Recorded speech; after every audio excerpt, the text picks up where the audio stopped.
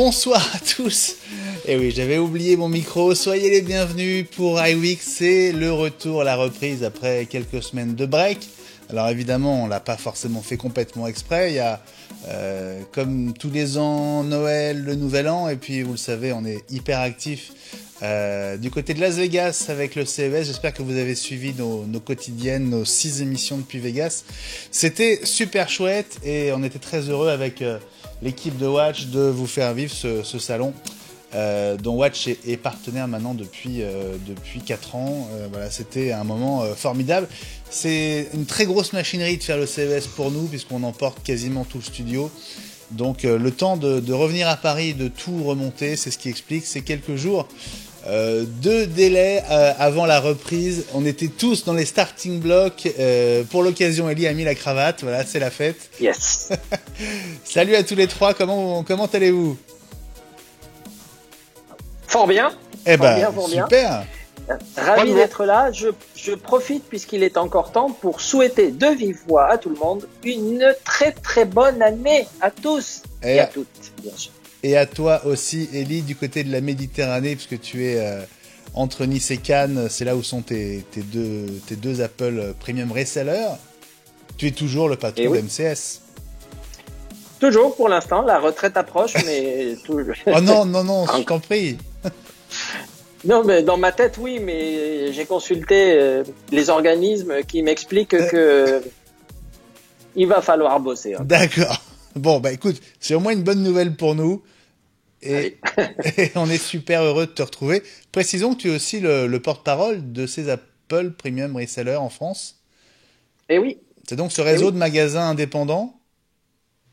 Absolument, donc des magasins indépendants qui sont en train de se regrouper à marche forcée parce que on en avait déjà parlé il y a quelques émissions. Apple, dans sa grande logique mondiale, on a un peu assez d'avoir des petits revendeurs comme nous, donc un à Nice, un à Cannes, des fois un seul en Corse, des fois un seul du côté de Clermont, etc. Et donc ça leur fait trop. Ils veulent avoir 4 gros groupes avec qui ils peuvent discuter, avec chacun 10 magasins minimum, et donc ils font tout ce qu'ils peuvent pour nous obliger. On a résisté, on a fait le village gaulois, pour nous obliger à nous regrouper. Et comme ils n'arrivent pas à nous persuader par les paroles, eh bien, ils viennent de nous sortir un nouveau contrat. Ah. Et dans le nouveau contrat, si tu es nombreux, tu gagnes de l'argent. Si tu n'es pas nombreux, tu es mal. Bon. Mais bon. Donc, pour l'instant, nous sommes là. Alors, est-ce qu'on sera demain regroupés? Pas regroupés. En tout cas, on continue à faire le village gaulois. Donc, tant qu'on est là, on est là. Eh ben, on est très heureux que tu sois avec nous, en tout cas, en ce mercredi soir, première diffusion d'iWeek, 20h, 21h. Tu n'es pas tout seul, Ellie. On retrouve alors un visage très régulier d'iWeek et puis un autre qui se fait un peu plus rare, mais c'est très bien que vous soyez là tous les trois. Le visage régulier dans iWeek, c'est toi, Gilles. Salut, comment vas-tu? Ça va bien, je te remercie, Benjamin. À toi aussi et à tous ceux qui sont les fidèles de l'émission ou qui nous découvrent, on peut souhaiter ensemble une très très bonne année 2017. On avait encore quelques jours, on en profite. Eh oui. Non? Oui, donc on est ravis d'être ensemble et de commencer cette nouvelle année qui va se prolonger jusqu'au mois de juin. Cette nouvelle saison qui va se prolonger jusqu'au mois de juin avec, on l'espère, un certain nombre de surprises qu'on devrait évoquer ce soir. Voilà. Alors, on va les évoquer pendant cette heure, mais un petit conseil, si vous êtes dispo le mercredi soir un peu avant 20h, branchez-vous parce qu'il y a cette période, ce moment de off, de coulisses avant qu'on démarre, pendant lequel on discute tous les uns les autres et parfois on dit des choses qu'on ne dira pas forcément pendant l'émission. C'était plutôt sympa. On a même parlé vélo tout à l'heure, Fred. Bonsoir Benjamin, salut à tous. Meilleurs vœux, bien sûr. Oui, on a parlé un petit peu de vélo, mais sur des aspects un petit peu... c'est ce que je veux dire. Borderline. On a parlé des sujets qui fâchent. On a parlé des sujets qui fâchent dans le vélo et dans le sport. On a parlé de dopage notamment. Voilà. Donc c'était assez vaste. Il faut dire que je vous ai fait un petit peu attendre puisque on a dû faire quelques petits réglages pour cette reprise d'iWeek. Il n'y a pas de sujet, on va dire, écrasant cette semaine, mais il y a plein de petits sujets. Et puis il y a l'actu de ces dernières semaines qu'on n'a pas forcément eu l'occasion de débriefer ensemble. Alors, on n'était pas loin de revenir sur le CES, mais finalement, il n'y avait pas beaucoup d'actu Apple au CES. Il y avait évidemment du Thunderbolt 3, des accessoires. Apple n'était pas au CES. En revanche, et c'est un point qui t'a pas échappé, Ellie, dans quelques semaines, ce sera le Mobile World Congress à Barcelone, le grand salon mondial de la téléphonie. Et là, il y a un événement qui est pas du tout anodin pour Apple. Absolument, puisque d'après ce qu'on a appris, Apple serait présent pour la première fois depuis que l'iPhone existe, donc depuis 10 ans, à un congrès sur la téléphonie. Donc avec un stand qui, connaissant Apple, va pas être petit. Et pour parler de quoi? Donc toutes les hypothèses sont possibles. Pourquoi Apple va à Barcelone et qu'est-ce qu'ils vont annoncer? Eh oui. Qu'est-ce que ça peut vouloir dire? Parce que c'est un vrai revirement. On se souvient de l'arrêt des Macworld Expo, on se souvient de la fin d'Apple Expo. Toutes ces fins de salon étaient liées à la décision d'Apple d'arrêter de participer à des salons. Là, Gilles, je sais que tu es très sensible sur ce sujet, parce que tu as connu ces heures noires. Oui, et puis ça va au-delà de ça, puisque depuis le retour de Steve, on en parlait dans les préquels sur YouTube, Apple refuse systématiquement d'être présent, quelque niveau que ce soit, au niveau national, au niveau même de rencontres entre fournisseurs organisés par de gros donneurs d'ordre comme l'éducation nationale, par exemple. Ils refusent d'être présents quand la concurrence est là. Donc, s'ils sont là, c'est vraisemblablement un revirement dans leur politique et dans leur façon de faire du business, et vraisemblablement un indice qu'ils sont décidés à se battre beaucoup plus, à descendre dans l'arène et se battre beaucoup plus farouchement qu'ils n'ont pu le faire jusqu'à présent. Ouais. Mais on est d'accord, la décision liée au salon, c'était une décision qui revenait directement à Steve Jobs à l'époque.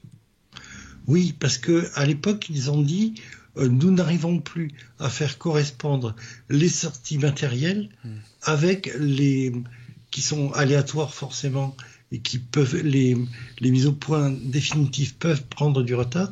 On est obligé d'annoncer des produits qui sont mis à disposition vraisemblablement plusieurs semaines ensuite. Ça crée de la frustration, alors que les salons, eux, sont à date fixe, et d'une année sur l'autre, on commence déjà à mettre les stands à disposition à la location. Alors c'est un point important parce que est-ce qu'on peut imaginer qu'Apple fasse le Mobile World Congress juste pour faire de la communication sur la marque, autrement dit sans arriver avec une nouveauté, un nouveau produit, de la mobilité qui ferait un peu l'événement? Qu'est-ce que t'en penses, Fred, toi, de cette présence à venir d'Apple au MWC, comme on le surnomme? C'est très intéressant, effectivement, parce que j'aurais tendance à dire qu'ils n'ont pas arrêté les salons d'une manière un peu hasardeuse. Ça a surtout correspondu à l'ouverture des Apple Store et à une plus grande visibilité d'Apple. Apple avait plus besoin d'aller dans des salons pour communiquer, pour vendre son matériel. Maintenant, ils ont une exposition permanente. Ils ont des Apple Store à peu près partout. Ils ont des partenaires, des resellers, bien partout en France. Alors c'est quoi l'intérêt de faire le Mobile World Congress où depuis, de mémoire d'ailleurs, je n'ai pas mémoire qu'Apple y ait participé. Je suis même pas sûr que c'est... Jamais. Moi, comme ça, de prime abord, l'analyse la plus simple que j'en tire, c'est qu'ils ont besoin de communiquer dans un business qui est de plus en plus concurrentiel. Parce que mine de rien, j'étais dans une boutique chez un opérateur cette semaine. Il y a de plus en plus de produits, il y a un marché extrêmement fragmenté. Ça, c'est la première raison. La deuxième raison, et ça serait une très grosse surprise, c'est la réalité virtuelle. Une chose dont on parle pas beaucoup. Ils sont un peu largués par Samsung sur ce domaine. Samsung a vraiment des produits très performants, notamment dans le domaine des jeux. Ils ont des casques, tous leurs modèles s'adaptent très très bien à ce business, et peut-être qu'Apple a certainement quelque chose à dévoiler dans ce créneau. Moi, j'aurais plutôt tendance à aller vers soit de communiquer dans un marché de plus en plus concurrentiel, ou alors aller dans la réalité virtuelle. Et c'est vraiment quelque chose dont on parle pas beaucoup, qui est pas encore mis très très très très en lumière, mais c'est quelque chose qui est en train de se développer énormément. Donc pour toi, soit Apple irait occuper le terrain pour ne pas laisser un boulevard à Samsung et aux autres concurrents, soit il viendrait carrément avec une nouvelle génération de produits. C'est vrai que Tim Cook avait parlé de la réalité augmentée et pas de la réalité virtuelle. Hein. Il avait bien fait la différence. On en avait parlé d'ailleurs ici il y a quoi? C'était au mois d'octobre ou novembre, je dirais, hein, de mémoire. Lors des premières rumeurs, oui. Voilà. Et on en a parlé il y a quelques minutes pour ceux qui regarderont le préquel. On en a parlé. La différence entre réalité virtuelle et réalité augmentée. Ouais. Après, un autre argument, il y a deux autres hypothèses pour compléter ce qu'ont dit mes camarades. La première pourrait être que le fait d'aller à un congrès comme Barcelone, pourrait, puisque nous sommes dans les 10 ans de l'iPhone, être une occasion de célébrer un anniversaire et peut-être, pourquoi pas, de présenter ce téléphone et on en a tellement parlé qu'il est presque annoncé. Hein. Donc cet iPhone des 10 ans, cet iPhone 8, dont on a beaucoup parlé. Après, sur l'histoire des congrès, il faut pas oublier des expos, il faut pas aussi oublier que Apple étant une société qui grossissait de plus en plus, le fait de participer au mois de janvier à la Macworld et au mois de juin à la Macworld d'été faisait que tout le monde attendait des produits et que l'action Apple était extrêmement sensible à ces variations-là. C'est-à-dire que soit il y avait un produit et donc tout le monde avait parié dessus et ça a joué sur le cours, soit le produit n'était pas là et ça faisait plonger l'action. Donc à un moment donné, ils ont voulu décorréler les annonces parce que c'était trop prévisible. Pas que maintenant ça soit pas prévisible, hein. Sur les iPhones, on sait quasiment quand ça sort. Hein. Donc, oui, il y a en plus toutes les fuites qui précèdent les sorties. Concernant la présence à Barcelone, s'ils viennent, il faut qu'ils viennent avec quelque chose de nouveau et quelque chose de vraiment gros, de vraiment énorme, parce que tout le monde est en train de dire que tout le monde est en train de dire que Apple c'est fini, ils ne sont plus capables d'innover, ce qui se passe régulièrement tous les 3 ou 4 ans quand ils ne disruptent pas une catégorie de produits avec quelque chose de nouveau, même un secteur tout entier. Moi, mais attends, la réalité augmentée, on a vraiment commencé à en parler avec les Google Glass, on est d'accord? Oui, mais il y a eu des rumeurs qui traînaient de ce côté-là. Tim Cook a commencé à dire il y a quelque chose éventuellement de ce côté-là, mais c'est pas comme ça qu'on le ferait. La réalité virtuelle, non, mais vraiment, il est intervenu au salon organisé par Walt Mossberg,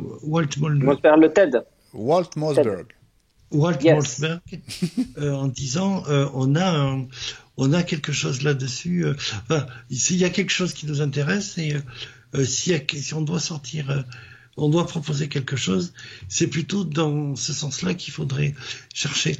Moi, on va se finir se fâcher avec Guillaume qui voulait pas qu'on parle du CES ce soir, et puis avec Jean-Christophe qu'on salue, qui voulait pas qu'on parle d'Apple Car. Je verrais bien ces lunettes en tant que compagnon d'un système de conduite intégré par Apple, pas une voiture, mais un système proposé aux particuliers ou aux fabricants pour aider à la conduite, d'autant en ajoutant ce que vient d'expliquer Elie, en rajoutant des données environnementales, des données sur l'itinéraire, sachant que le conducteur est un peu déchargé de la conduite, la partie sensorimotrice de la conduite, et qui il peut davantage s'intéresser à l'environnement qui change. Et, pour toi, c'est lié à la voiture. En partie à la voiture. C'est vraiment l'interface qui vraiment. Mais il faut la voiture qui va avec alors. Non, parce que apparemment ils ont laissé tomber, comme Google, ils sont plus d'ingénieurs. La volonté ils se les font tous piquer. Ils sont tous chez Tesla. C'est ça. Oui, la volonté de développer une voiture entièrement depuis le début. Il manque les composants, ce que j'expliquais la dernière fois. Il manque les composants clés qui vont faire que la voiture va vraiment changer par rapport à ce qu'on connaît maintenant et qui va donner envie aux gens de changer. Mais pourquoi tu penses à la voiture, Gilles? Pourquoi? Parce que c'est un peu ce qui se passe depuis 40 ans dans les avions. On a mis ce qu'on appelle des collimateurs tête haute, où un certain nombre d'informations qui étaient avant sur le tableau de bord sont projetées maintenant sur le pare-brise dans l'axe du regard du pilote. Et la tendance est maintenant à faire ça carrément dans la visière du casque du pilote. Ça permet de concentrer l'attention et d'avoir les informations toujours sous l'œil, quelle que soit l'orientation que l'on donne à la tête et où que l'on regarde. Oui, moi je crois. Sachant que, oui, en plus, ce qui risque de se passer, c'est que Apple va vendre ou Google vont vendre leur système à des grosses sociétés qui ont des flottes de camions ou de camionnettes ou des flottes de taxis. De la même manière il faut se souvenir qu'au début du XXe siècle, ce ne sont pas les particuliers qui ont fait le développement de la voiture, ce sont les grosses sociétés de grands magasins ou de sociétés par correspondance qui ont vu les économies d'échelle qu'ils pouvaient faire par rapport aux voitures aux chevaux. Bon, écoute, c'est une hypothèse intéressante. Avant de te passer la main, Fred, je voudrais juste quand même vous dire, parce que j'ai pas joué le jeu pour l'instant. On enregistre cette émission quelques heures avant la première diffusion du mercredi, mais on est en direct sur Facebook Live pour ceux qui sont avec nous ce soir. On est à l'écoute de vos questions. Je vois que vous faites une pause là, donc il s'agit pas de faiblir. On est à l'écoute, on est en train de guetter le hashtag iWeekTV et on compte sur vous pour nous envoyer vos questions, vos réactions. Dites-nous aussi les sujets dont vous voulez qu'on parle et qu'on parle ensemble. Et puis si vous avez envie de réagir à ce que disent les uns ou les autres, vous êtes évidemment les bienvenus. Cette émission, elle se fait avec vous. C'est super important de vous le rappeler. Je salue d'ailleurs les fidèles qui sont au rendez-vous, comme très souvent. Il y a Stoffmac, il y a Philippe Legrand, Céline, François le Truédic, Thibaut, Dasheds. Voilà, vous êtes tous là au rendez-vous. Et puis d'autres encore. Voilà, on compte sur vous, sur vos questions. C'est super important de maintenir ce lien et on fait l'émission en direct essentiellement pour ça. Donc allez-y, profitez-en. Je vous montrais pendant que tu parlais, Gilles, différents articles liés à des lunettes connectées. Ça, c'est un projet français. C'est Teddy qui aurait dû être avec nous ce soir qui a attiré notre attention sur cette paire de lunettes connectées qui s'appelle donc Takeaway. Je sais pas si vous en aviez entendu parler avant que Teddy attire notre attention dessus. Non, mais bon, on va se débrouiller pour faire venir Teddy dans l'émission. Il est coincé le mercredi. Il aurait dû être là ce soir et malheureusement il a eu un imprévu au dernier moment. J'espère qu'on pourra l'accueillir très bientôt pour il nous parle, il nous présente notamment cette boîte Takeaway. Tu voulais dire un mot, Fred, sur cette hypothèse très de bref. La réalité augmentée? Très bref, je voulais juste dire qu'on dit Gilles et Ellie, c'est très intéressant. Il y a très forte chance qu'Apple aille dans cet axe très rapidement, mais il ne faut pas oublier une chose, je pense pas qu'ils le feront dans un salon pour la bonne et simple raison qu'il va falloir développer tout un écosystème autour. Qui dit écosystème dit mise à disposition des développeurs d'outils, et ça peut se faire que dans une keynote idéalement une WWDC mais quelque chose vraiment de spécifique à Apple qui demande qui demande vraiment beaucoup d'attention. Dans un salon, je pense qu'ils vont vraiment plutôt aller sur des choses plus concrètes, plus sur le marché de la mobilité. Il y a des keynotes avant le salon proprement dit, où les sociétés qui ont des nouveautés peuvent venir avec les intervenants qui le décident. Et je reviens toujours à l'iPod, qui est vraiment la matrice du changement de fonctionnement d'Apple au début des années 2000. Ils ont su présenter un embryon d'écosystème en restant sous le radar sans qu'aucune fuite n'ait pu déflorer le sujet tout à fait au début, en 2003 quand ils ont présenté la première version de l'iTunes Music Store. Donc je suis d'accord. Bon, les amis, on va pas faire c'est quoi, on va pas faire une spéciale réalité augmentée aujourd'hui. On a plein de n'est-ce pas, Ellie? Non. Bon, surtout qu'en plus, on mélange deux sujets parce que la réalité augmentée, moi, je suis assez d'accord avec ce qu'a dit Gilles. Le potentiel pour une voiture serait génial, mais c'est pas de la conduite automatique, parce que c'est impossible sans du hardware dans la voiture. Donc, une aide à la conduite, oui. Une voiture conduite automatique, là où tout le monde veut aller en ce moment, tous. Et au CES, je pense que tu en as vu, mais apparemment, c'était un des grands pôles, c'était la voiture, la conduite automatique, quoi. J'ai même vu François Fillon dedans. Ah, écoute. Et il en est ressorti? Le candidat à la présidentielle. Oui. Il en est ressorti? Il en est ressorti. Non, ce qui était très drôle, c'est que ça se passait sur le stand de Valeo qui est le grand équipementier français qui avait privatisé une portion d'un parking extérieur devant les halls du CES. Et donc François Fillon est arrivé et ils lui ont fait essayer un système de détection automatique des piétons. Donc il y avait un mannequin qui symbolisait un enfant. Alors la voiture roulait tout doucement, elle roulait à 5 km/h et elle était censée s'arrêter, détecter la présence de l'enfant devant le pare-choc et piler juste avant. Ça n'a pas marché. Alors c'était pas spectaculaire, mais la voiture elle a touché le mannequin en fait. Pauvre gosse. Au deuxième essai, ça a marché, mais pas au premier. Donc, c'est dommage. Donc en sortant, il nous a dit que la technologie était pleine d'avenir, mais perfectible. Voilà. Écoute, on a fait d'énormes progrès. Attends, excuse-moi, juste une seconde. Après, on pourra faire une émission dessus si ça intéresse les spectateurs. Il faut savoir que depuis la dernière émission, il s'est passé des choses incroyables chez Tesla, un peu disruptives.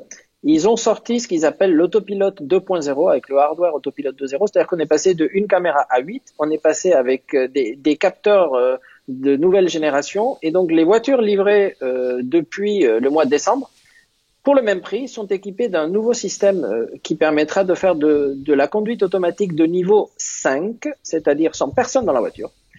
Et que le logiciel commence à arriver au fur et à mesure. Il était annoncé pour courant de l'année 2017 et la première version a été livrée hier aux heureux processeurs de cette génération de voitures.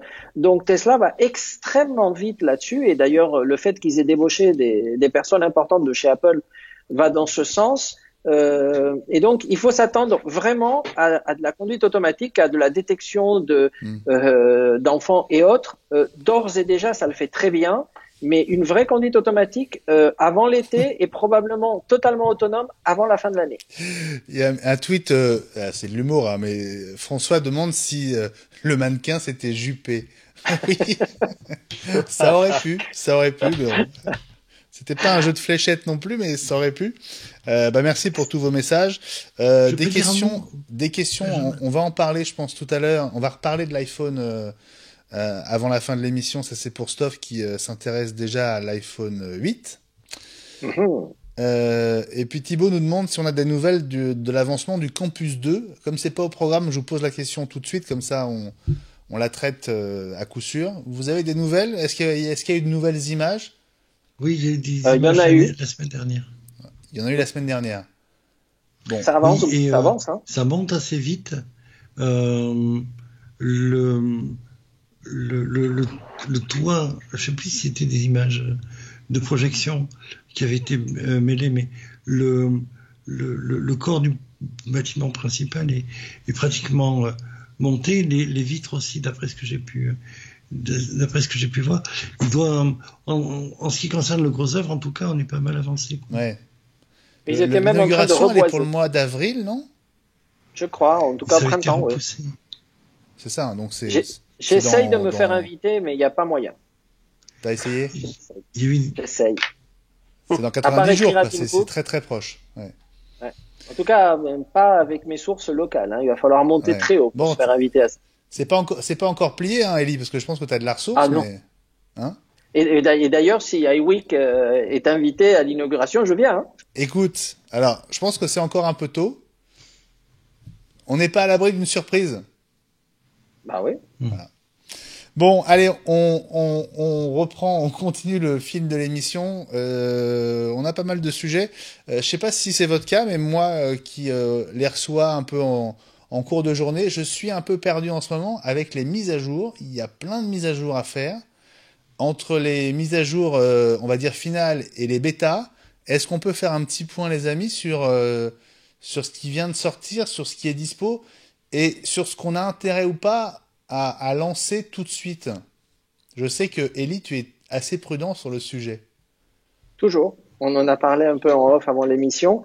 J'en ai fait une pour l'instant qui est celle de macOS Sierra, donc la 10.2.3, pour la raison principale que d'après les bêtas qui ont circulé, en particulier chez Consumer Reports, c'est une version qui était censée régler le problème d'autonomie des MacBook Pro, dont Céline attend la réponse depuis longtemps et je voulais savoir si ça s'était amélioré et la réponse est oui, non.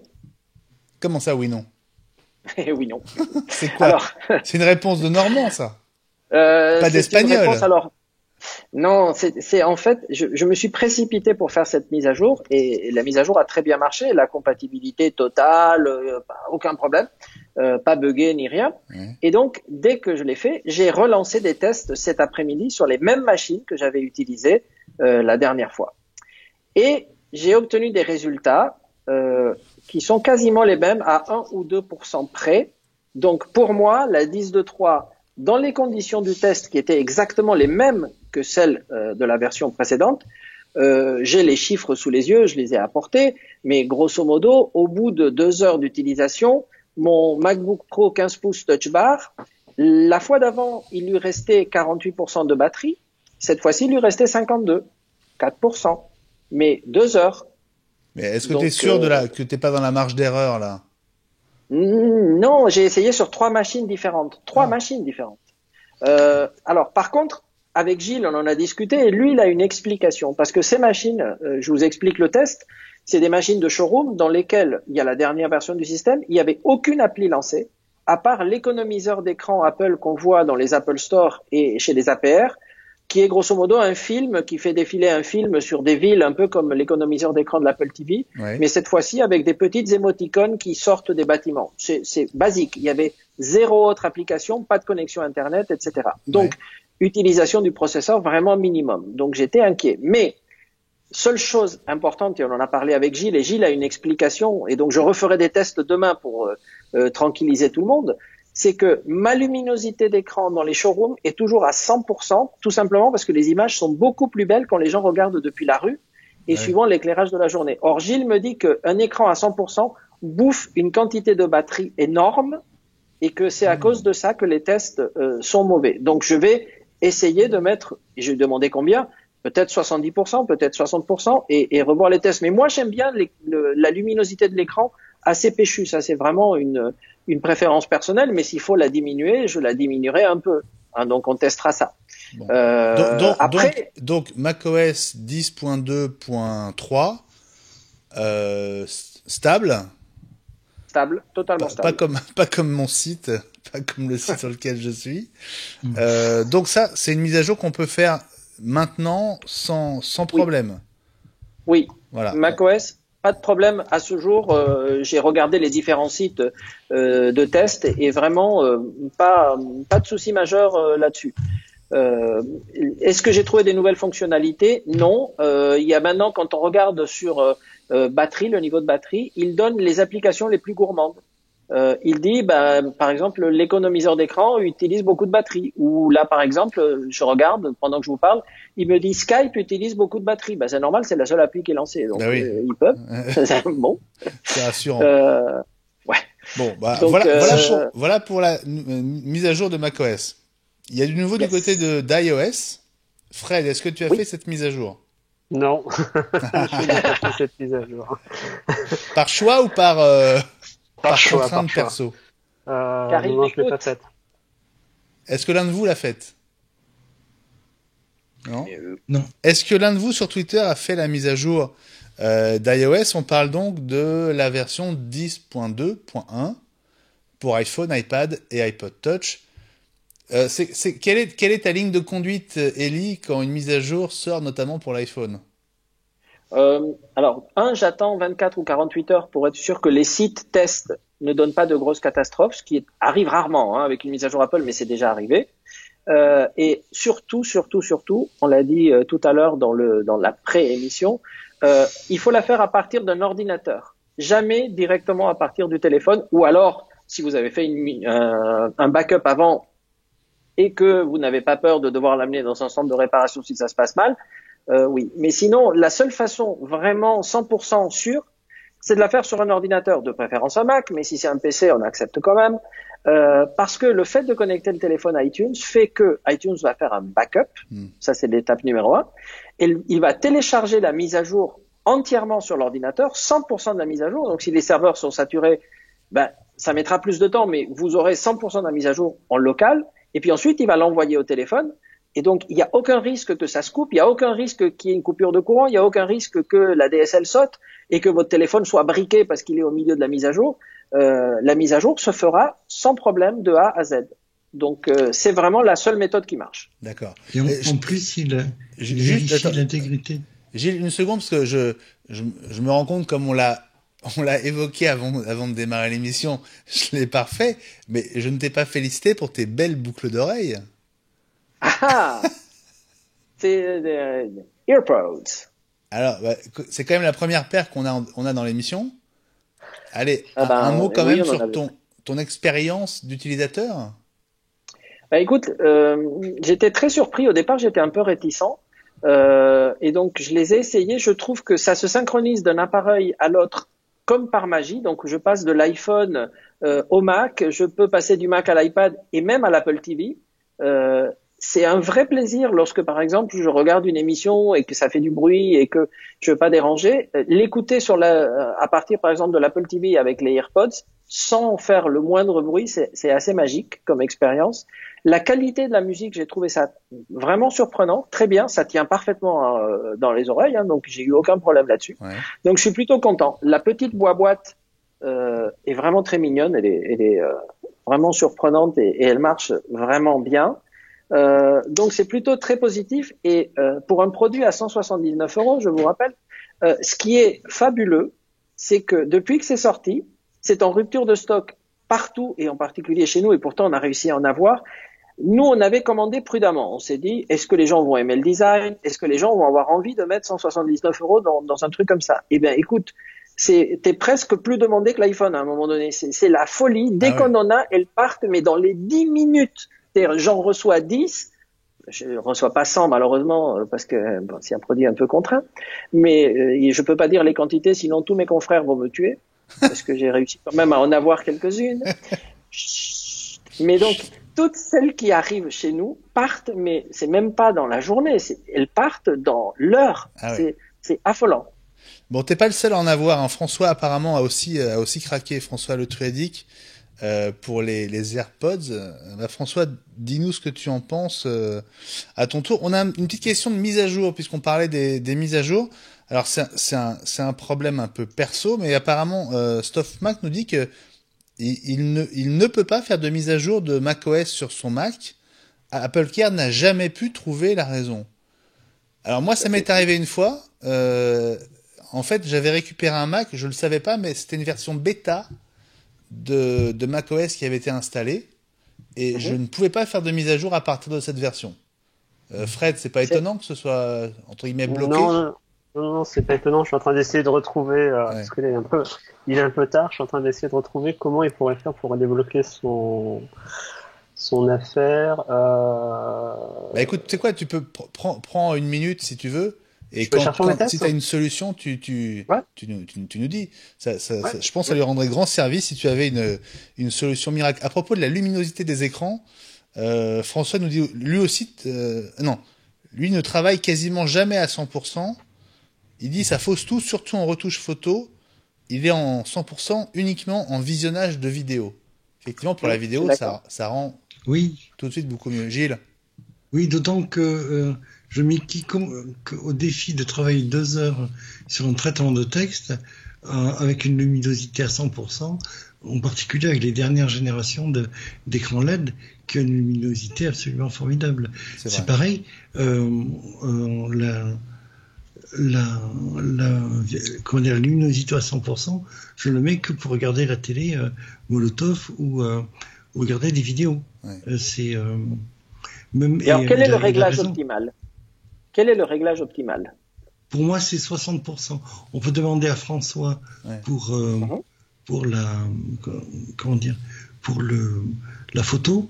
C'est une question que je me suis souvent posée. François, qui est un professionnel qui est enseignant à l'université de Vannes. C'est un point hyper important, ce réglage, parce que d'abord, c'est le confort d'utilisation qui en dépend. Et puis, ça change énormément l'autonomie de l'appareil. Quand vous êtes en fin de batterie sur un Mac, si vous voulez tenir le plus longtemps possible, commencez par baisser la luminosité de l'écran. C'est le point. Désactiver le Wi-Fi si vous n'en avez pas besoin. Baisser la luminosité de l'écran et puis quitter les applis dont vous vous servez pas. Voilà, c'est les 3 conseils de base Mais ce qui est d'ailleurs un truc étonnant, c'est que dans une des bêtas, en fait, l'OS diminuait la luminosité de l'écran arbitrairement. Il disait ça consomme trop, je le baisse pour vous. Et là, apparemment, dans la finale, ils l'ont pas mis, mais à moins qu'il y ait un réglage que je n'ai pas trouvé, on voit quand même quand on débranche l'alimentation que ça baisse tout de suite. Il le fait automatiquement. Mais je crois que c'est dans la bêta 4 ou la bêta 3. Il y avait un message qui disait vous consommez trop de luminosité, je vais la baisser. On va saluer Victor da Silva qui, je pense, est un nouveau venu, ou alors il était très discret, mais en tout cas il nous regarde dans ce mercredi soir, parce que l'émission est enregistrée. Salut Victor, lui a fait la mise à jour sur iPhone 7 Plus et il nous dit tout va bien. Il faut un peu de recul des fois pour voir les problèmes, donc j'espère que la mise à jour va tenir la route. François nous a répondu sur son expérience autour des AirPods. Il nous dit que la boîte est top, ils tiennent relativement bien dans les oreilles, même si ça dépend des formes d'oreilles. Bon, les tiennes sont compatibles, Ellie? Apparemment. Juste question, si on en cherche, c'est quoi le meilleur moyen d'en trouver? Est-ce qu'on en trouve chez les APR? Est-ce qu'il faut plutôt le commander sur l'Apple Store? Ce serait quoi ton conseil stratégique? C'est de les commander là où il y en a, parce que malheureusement les canaux c'est compliqué. Certains Apple Store sont en rupture depuis le début, mais peut-être qu'ils sont approvisionnés régulièrement. En ligne, il y a des gros délais sur Apple en ligne et chez les APR. Écoute, au début c'était compliqué d'en avoir. Nous on a vraiment réussi à en avoir beaucoup, mais elles sont toutes parties. Ça devrait se normaliser, mais maintenant, suivant la région où vous êtes, téléphonez d'abord à un APR, ça c'est mon conseil, et ensuite à l'Apple Store. Et si l'un des deux là, n'hésitez pas. Je sais que certains confrères que j'ai eu au téléphone avaient beaucoup de mal à en avoir, mais vraiment beaucoup de mal. J'ai une question pour vous deux, là, les deux privilégiés qui en avaient, Élie et François. Est-ce que 179 €, ça les vaut pour vous? Pour moi, oui. Ouais. Pour moi, oui. C'est un peu cher, il faut être honnête, mais il faut voir que là-dedans, on a la station de charge et ça, c'est super pratique parce que ça recharge très très vite. Donc, si je tombe en panne, je peux la mettre dedans ou je peux mettre une des deux et passer en son mono. Parce que c'est assez remarquable. Dès qu'on en enlève une, automatiquement le son bascule de l'autre côté. Si on enlève l'autre ou si on écoute de la musique, ça se met en pause. Si on tapote 2 fois, ça va lancer Siri. c'est assez bien fait. La technologie est assez bluffante. Ouais. Honnêtement, c'est un beau produit Apple. Il n'y a Alors, rien à dire. moi, j'ai un élément de réponse. Est-ce que vous savez aujourd'hui ce qui a occasionné le retard dans la sortie? Non? Non? Alors, apparemment, au moment où ils ont présenté les AirPods, en gros octobre, novembre, décembre, euh, après les avoir présentés pendant la keynote qu'on avait suivie ensemble, ils se sont rendus compte qu'il y avait en fait un problème de synchronisation entre les deux Ah oui. écouteurs. Oui. Qui faisait que moi c'est vrai que quand je les ai essayés chez Apple à Paris dans les locaux d'Apple au mois d'octobre je crois, effectivement quand je les ai sortis de la boîte et quand je les ai appairés, pendant la première minute il n'y en avait qu'un seul qui marchait. L'autre s'est mis en marche au bout d'une minute. Bon, j'ai pas tiqué plus que ça. Mais apparemment, c'est un problème qui s'est reproduit et qui, dans certains cas, faisait qu'en fait, le son n'était pas synchronisé dans les deux oreilles. Ce qui fait qu'on entendait l'oreille gauche ou l'oreille droite avait une fraction de seconde sur l'autre. Ça rendait l'écoute impossible. Pour la musique, oui, Voilà. c'est évident que c'est problématique. Et apparemment, c'est Oui. il y avait peut-être d'autres problèmes, mais en tout cas, ça a été un point technique qu'Apple a cherché à résoudre et sur lequel ils ont apparemment passé un peu de temps. J'imagine que c'est un problème qui se résout de manière logicielle, mais il fallait encore appliquer Oui, le parce bon que correctif, quoi. ce qu'il faut voir, c'est que c'est la première paire d'enceintes qui est vraiment totalement indépendante. Toutes les autres enceintes Bluetooth qu'on a vues, les Blue Skull, mais des tas d'autres, les Bose, etc., on part du principe que le Bluetooth arrive sur une Ouais. oreillette et qu'ensuite il y a un câble qui généralement passe derrière le cou qui va à l'autre. C'est ça. Tandis que là, il faut envoyer du Bluetooth simultanément et à la même microseconde des deux côtés. Et ça, ouais. c'est compliqué. C'est ça. François nous dit que ça les vaut, les 179 €. Après, on a l'air ridicule. Alors moi, je trouve pas que t'as l'air si ridicule, Ellie. Je sais pas, j'attends vos commentaires. C'est discret. En tout cas, c'est quand même plus discret que d'avoir le câble qui pend. Hein. Non, Peut-être. parce que là, on dirait Moi, je qu'on me a suis des habitué. boucles d'oreilles. T'es Alors pas que d'accord, sinon- Gilles? Non, parce que quand il y a le câble qui descend, on le connaît bien depuis maintenant 15 ans. On va reparler de l'iPod, mais c'était même l'identité visuelle du produit. On regardait les gens dans le métro, savoir qui avait un iPod et qui n'en avait pas. Enfin, si ce n'était pas un iPod, ce qui était écouté. Ouais, mais c'était il y a 15 ans, ça. C'était il y a 15 ans, mais là, comme tout le monde continue à avoir des fils qui pendouillent, même s'ils ne sont plus blancs. Regarde, si le regarde casque était Fred. énorme. Oui, Regarde, Qu'est-ce qui se passe Fred, c'était les oreillettes d'il y a 15 ans, et voilà Ouais, Ellie avec les oreillettes d'aujourd'hui. Je sais pas si vous voyez la oui, mais différence. là, Voilà. c'est encore une Avant, fois Apple après. et après. Ça marche Encore très une bien. fois, Hein. Apple est innovant là-dessus et a coupé le cordon, si j'ose dire, en enlevant les fils. Ouais. Et on dirait que, enfin, si on va être mauvaise foi et si on ne sait pas ce que c'est, on se demande si Ellie n'a pas des boucles d'oreilles ou quelque chose, J'ai ou un j'ai appareillage perdu. de type Audicar. C'est ce que tout à l'heure, c'est vrai que ça faisait un peu penser à des boucles d'oreilles, mais après c'est un genre, hein. Et c'est pour ça qu'on se fait dévisager. On l'a Ouais. vexé. Ah, il Non, les non, enlève du coup. Qu'est-ce que tu fais? Ça marche plus. Ah, ça marche plus! Il fallait que ça Ah. arrive. Bug d'AirPod en direct. Bon, peut-être qu'il a plus de batterie, Ellie. C'est ça. C'est ça? T'as plus de batterie? Oui. Ben voilà. Voilà, en direct. François qui- Alors, ça tombe mal parce qu'Ellie, je voulais qu'on passe au sujet suivant, et c'est un sujet que j'avais loupé, sur lequel tu attires notre attention, et je pense que c'est un sujet hyper important, qui peut avoir des répercussions bien au-delà des États-Unis. Tu vois sans doute ce dont je veux parler. C'est ce décret, en fait, ces décrets qui imposent à 5 États américains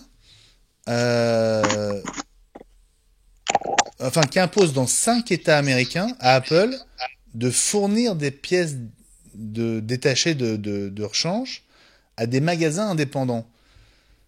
Et ça te semble très important. Explique-nous pourquoi.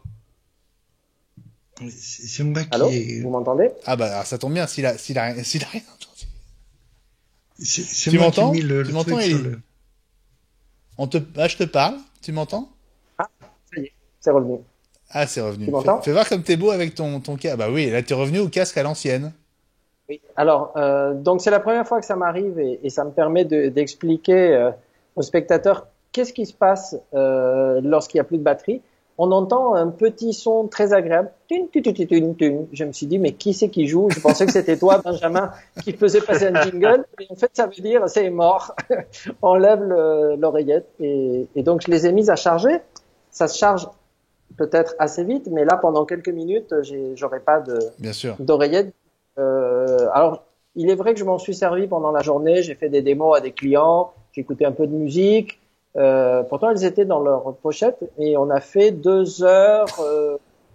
Quand est-ce qu'on s'est connecté? On s'est connecté il y a un petit moment déjà. Ah, quand ça même, fait, hein. ouais, ça fait presque Il y a 2 exactement heures. 1h53. Ah.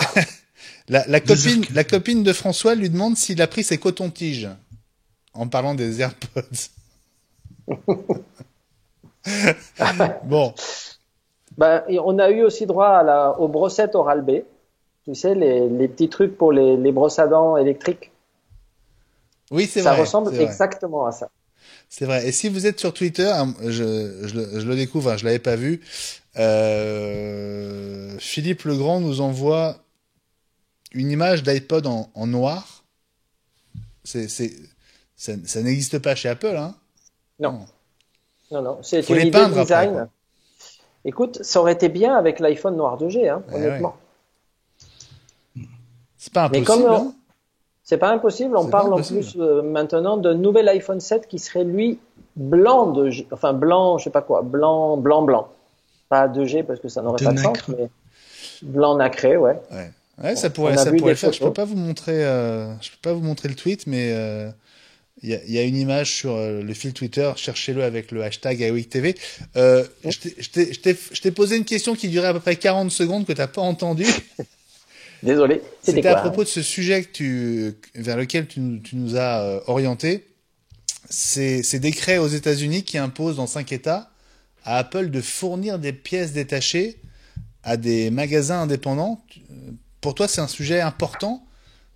Qu'est-ce que ça pourrait changer? Bah, écoute, c'est un sujet majeur. C'est Gilles qui avait trouvé le sujet, mais comme il sait que nous avons Gilles. des centres de maintenance, il sait que c'est quelque chose qui nous préoccupe. En France, il pourrait être tenté de faire la même chose. En fait, Apple refuse absolument de livrer des pièces détachées à toute société qui ne soit pas un centre de maintenance agréé Apple. Et la raison en est que ils veulent éviter le marché noir des pièces, Ouais. que nous sommes soumis à des contraintes extrêmement précises, c'est-à-dire que pour qu'on puisse commander une pièce, pour que vous compreniez, il faut le numéro de série de l'appareil où elle va être installée. Donc, on envoie à Apple le numéro de série de l'appareil. La pièce, si c'est une carte mère, par exemple, d'ordinateur, on envoie le numéro de série de la carte mère en panne à Apple, qui nous renvoie un numéro de carte mère sérialisé. Donc, ils savent laquelle. Et nous sommes censés renvoyer la pièce en panne avec le bon numéro de série dans les 24 heures. Faute de quoi, toutes sortes de malheurs s'abattent sur nous. Oh là là. À commencer par le fait qu'ils nous refacturent la pièce 2 fois. Mais non. Mais si. Et que on peut même perdre notre contrat. Donc, il y a 0 pièce qui se balade. Et c'est des fois un problème, et je sais que certaines personnes se plaignent quand ils vont dans un centre de service agréé par rapport à une boutique Apple, c'est que nous n'avons pas de pièces en avance parce que tout simplement c'est interdit. C'est pas qu'on veut pas les commander, c'est qu'il faut, pour pouvoir commander la pièce, qu'on ait la pièce en panne sous les yeux D'accord. et qu'ensuite on la commande. Ça met 24 heures. Ils sont super rapides. Autant ils peuvent mettre des semaines à te livrer un Mac ou un iPhone quand ils en ont pas. Autant une pièce détachée commandée à 17 heures arrive le lendemain matin à 10 heures. C'est magique. Mais elle vient d'où? Elle vient de Hollande ou d'Irlande par UPS et vraiment elle arrive 17 heures, 10 heures du matin. C'est UPS qui livre. Mais ça doit leur coûter comment cher. comment font les enseignes comme Bricomac par exemple? Et ils n'ont pas de pièce Apple. Aucune. Et ça peut les mettre en difficulté parce que vis-à-vis de leurs clients, il faut qu'ils soient très honnêtes. J'espère et je pense qu'ils le sont. Mais ils n'ont aucune pièce d'origine Apple. C'est impossible. Mais quand ils annoncent un remplacement avec un écran iPhone d'origine, par exemple. Mais c'est pas possible.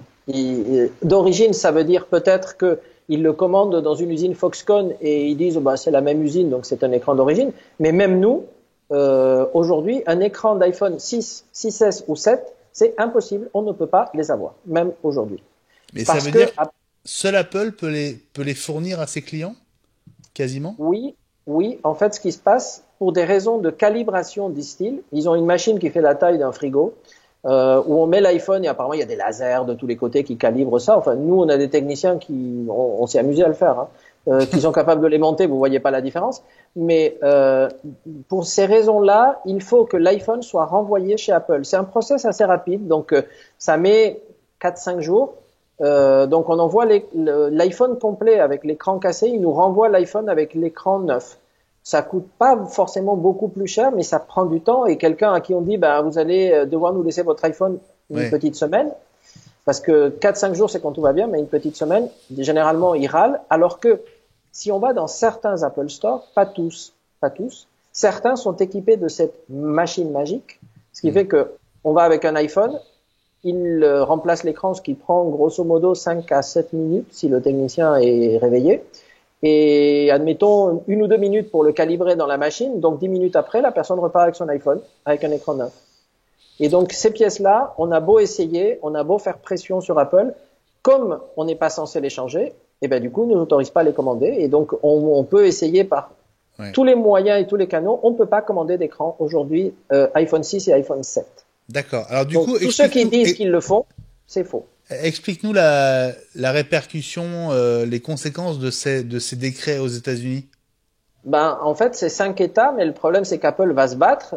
Donc après, si ils gagnent pas, et tu sais la qualité des avocats d'Apple, ils iront sur le circuit fédéral, ils iront à la Cour suprême, ils feront appel sur appel. Apple faisant des appels, c'est drôle.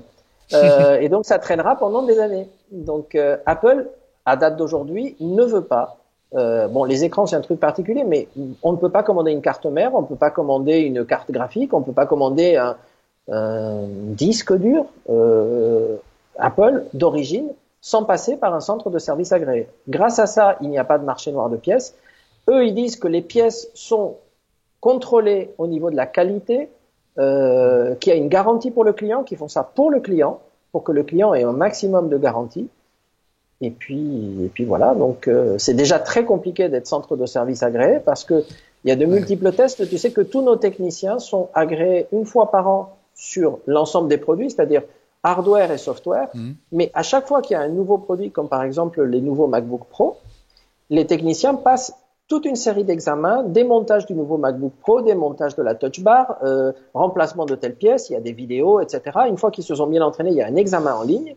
Tant qu'ils n'ont pas l'examen, puisque chaque technicien peut commander des pièces avec ses initiales, un technicien qui n'a pas passé l'examen ne peut pas commander la pièce. Donc, il faut qu'ils soient parfaitement formés, qu'ils aient suivi les vidéos de démontage, etc., pour pouvoir arriver à commander la pièce, qui est une garantie que la réparation va être bien faite. Donc ça, c'est plutôt bien. Alors, c'est hyper intéressant. Je connaissais pas du tout l'envers du décor du SAV confié à des centres, à des Apple Premium Resellers. Tu appelles ça des centres de maintenance agréés, c'est ça? Alors, ça s'appelle des centres de service agréés Apple. Donc, la plupart des APR en ont un. Le contrat APR dit que soit on en a un, soit on doit avoir passé un contrat avec un centre existant. Il y a des centres comme Mintronic qui sont un peu nationaux. Donc, un petit APR qui n'aurait pas son centre de service peut passer un contrat avec, par exemple, Mintronic. Mais en tout cas, il ne peut pas être APR s'il n'a pas un endroit où il va pouvoir envoyer les machines en panne. D'accord. Mais la plupart, tous ceux que je connais ont un centre de service aujourd'hui. Bon, donc par rapport à ce qui vient de se passer aux US, tu penses que ça risque de ne déboucher sur rien en fait? Non, parce qu'Apple sont très têtus. Donc ça serait la porte ouverte. Donc, je peux dire. Vas-y, Gilles, bien sûr.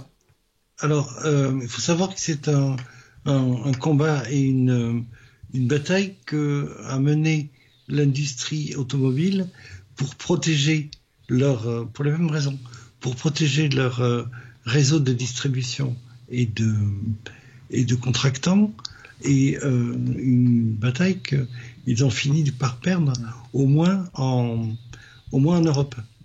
On est dans la logique et la problématique dont on a parlé ici à plusieurs reprises, c'est-à-dire que cette liberté, ce marché ouvert, dérégulé, correspond à une réflexion de type consommateur. On peut faire ce qu'on veut, en prenant ses propres risques, tandis que Apple se positionne dans une réflexion de type client, customers, et à qui on doit une certaine qualité de service et de prestation. Donc on est dans cette logique-là. Elie a raison de dire que ça va prendre des années. Il n'est pas sûr qu'au bout du compte et à la fin des fins, Apple ne soit pas obligé de lâcher prise si jamais un législateur prend la chose à bras le corps. Ouais.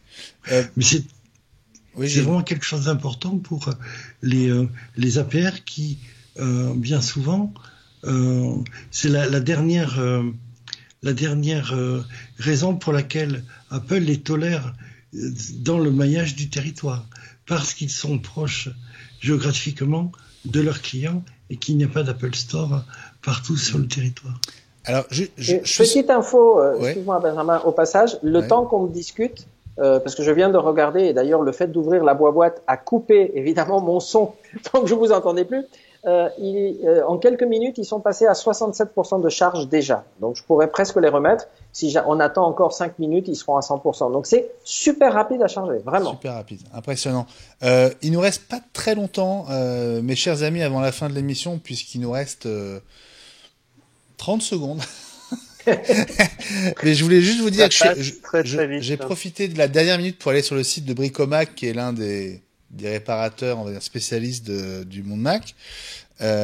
Pour les écrans d'iPhone, ils font le distinguo entre, par exemple, écran iPhone 7, qualité originale, qualité supérieure et LCD original.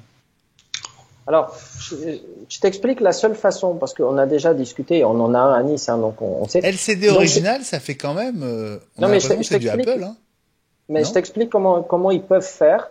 Apple ne leur livre pas de pièces, aucune, et en particulier pas les écrans parce qu'ils ne le livrent pas à nous. Par contre, imagine qu'ils récupèrent un iPhone qui a la carte mère qui est morte ou qui a subi un coup arrière et qu'il l'ait récupéré, qu'il l'ait racheté. S'ils démontent l'écran proprement, ils peuvent le mettre sur un autre. C'est pas ce qu'Apple conseille. Ça annule d'ailleurs la garantie. Le fait de le faire annule la garantie Apple. Il faut être sûr et certain. Okay. Mais l'écran, la seule façon d'avoir un LCD original, c'est de le démonter d'un iPhone en panne. Mais il est qui soit tombé dans l'eau. Il est pas neuf. Non, il n'est pas neuf. Bien sûr que non. Imagine qu'un iPhone soit tombé dans l'eau. Elie, l'écran. Oui. On n'aura pas le temps ce soir, mais c'est un super sujet. Et je pense que ça nous fera on pourra faire une émission spéciale sur la réparation, le SAV, etc. On en a tous des histoires à raconter. Merci beaucoup. Il est temps de nous quitter. Je dis au revoir à Gilles. Merci. C'était super de te retrouver, Gilles, pour ce retour d'iWeek. Merci d'avoir été là. C'était avec vraiment beaucoup de plaisir. Je vous dis à bientôt tous. À bientôt, Gilles. À bientôt, Elie. Salut. Et puis, Fred, pareil, tu te fais trop rare dans iWeek. Ah, je vais essayer d'être là plus souvent. En plus, tu pourrais presque venir en voisin, alors... La prochaine fois, je viendrai en voisin. Eh ben, super. Tu as trouvé une solution pour Stoff, pour sa mise à jour? On est en train d'avancer, je suis sur une piste, je vais essayer en hors émission de l'aider. Eh ben, génial. À suivre sur Twitter avec le hashtag iWeekTV.